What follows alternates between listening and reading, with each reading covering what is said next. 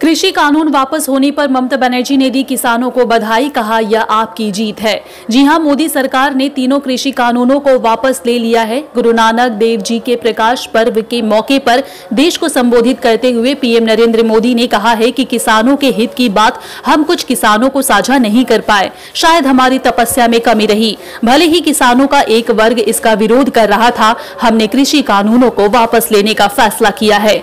PM ने शीतकालीन संसद सत्र में इन तीनों कृषि कानूनों को वापस करने की संवैधानिक प्रक्रिया को पूरा करने की बात कही है। मोदी सरकार के इस कदम पर नेताओं के लगातार कमेंट्स आ रहे हैं। इसी कड़ी में पश्चिम बंगाल के मुख्यमंत्री और तृणमूल नेता ममता बनर्जी ने किसानों को बधाई दी है। उन्होंने कहा है कि हर एक किसान को बधाई जिसने लगातार संघर्ष किया। जिस क्रूरता के साथ भाजपा ने आपका व्यवहार किया, आप उससे विचलित नहीं हुए, यह आपकी जीत है। ममता ने आगे कहा है कि इस लड़ाई में अपने प्रियजनों को खोने वाले सभी लोगों के प्रति मेरी गहरी संवेदना है।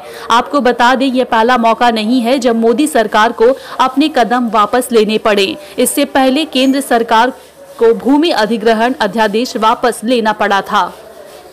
साथियों, मैं आज देशवासियों से क्षमा मांगते हुए सच्चे मन से और पवित्र हृदय से कहना चाहता हूं कि शायद हमारी तपस्या में ही कोई कमी रही होगी, जिसके कारण दिए के प्रकाश जैसा सत्य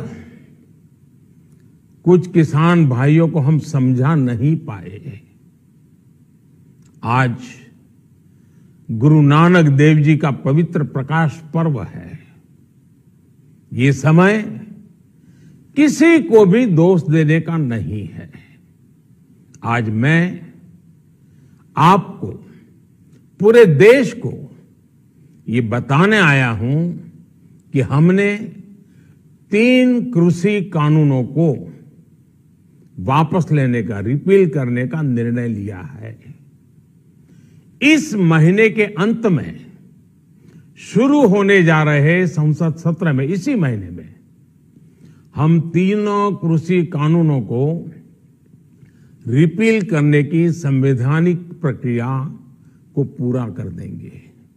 साथियों, मैं आज अपने सभी आंदोलनरत किसान साथियों से आग्रह कर रहा हूं, आज गुरु पर्व का पवित्र दिन है। अब आप अपने अपने घर लौटे, अपने खेत में लौटे, अपने परिवार के बीच लौटे। आइए एक नई शुरुआत करते हैं, नए सिरे से आगे बढ़ते हैं।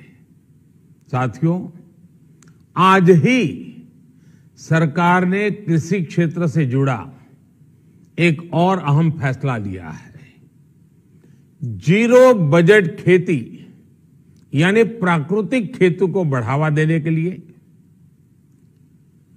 देश की बदलती आवश्यकताओं को ध्यान में रखकर क्रॉप पैटर्न को वैज्ञानिक तरीके से बदलने के लिए एमएसपी को और अधिक प्रभावी और पारदर्शी बनाने के लिए, ऐसे सभी विषयों पर भविष्य को ध्यान में रखते हुए निर्णय लेने के लिए एक कमेटी का गठन किया जाएगा।